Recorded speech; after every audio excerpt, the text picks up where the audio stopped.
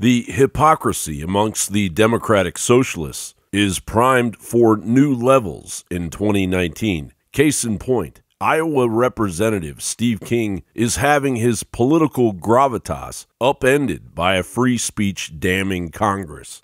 And I look at this language that's here, this resolution, that the House of Representatives once again rejects white nationalism and white supremacy and hateful expressions of intolerance that are contradictory to the values that define the people of the United States. I agree with that language I've said. So I want to compliment the gentleman from South Carolina for bringing this resolution. And I've carefully studied every word in this resolution, and even though I'd add some more that are stronger language, I agree with the language in it. So I want to ask my colleagues on both sides of the aisle, let's vote for this resolution. I'm putting up a yes on the board here. The most appropriate way to proceed at this moment is to put forth a resolution that we expect will secure bipartisan support, because white supremacy, white nationalism, anti-Semitism, Islamophobia, hate, xenophobia, all of these issues aren't Democratic issues or Republican issues. They are American issues that we should address in a bipartisan way, and that's why we've decided to proceed in this fashion. I understand how you interpreted my words when you read them this way. There is no tape for this interview that I did. I want to read it to you the way I believe I said it, and that's this. White nationalist, white supremacist, Western civilization.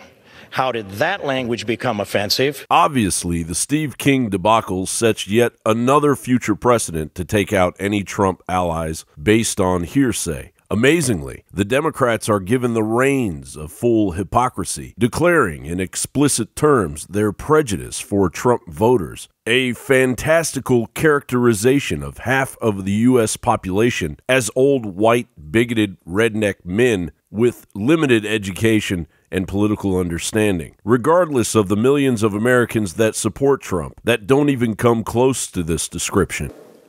Donald Trump supporters are older, less educated, less prosperous, and they are dying early.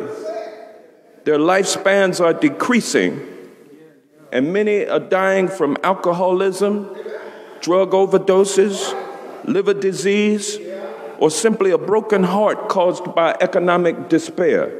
His ultimate goal is, as you said, to make America pure in the sense of not having immigrants, not having folks of color here, and shutting down every form of legal immigration, all to throw a bone to those people, all to throw a bone to those people. Any objective political scientist understands, and I believe Donald Trump himself said that he could shoot someone on Fifth Avenue and some segment of the American people would remain committed to him. The fact is, he's probably topped out at his number. Those are people who we want to work with. We want to reopen government for them, but understandably, they are his core supporters, and it doesn't seem to matter what he does, they will continue to support him.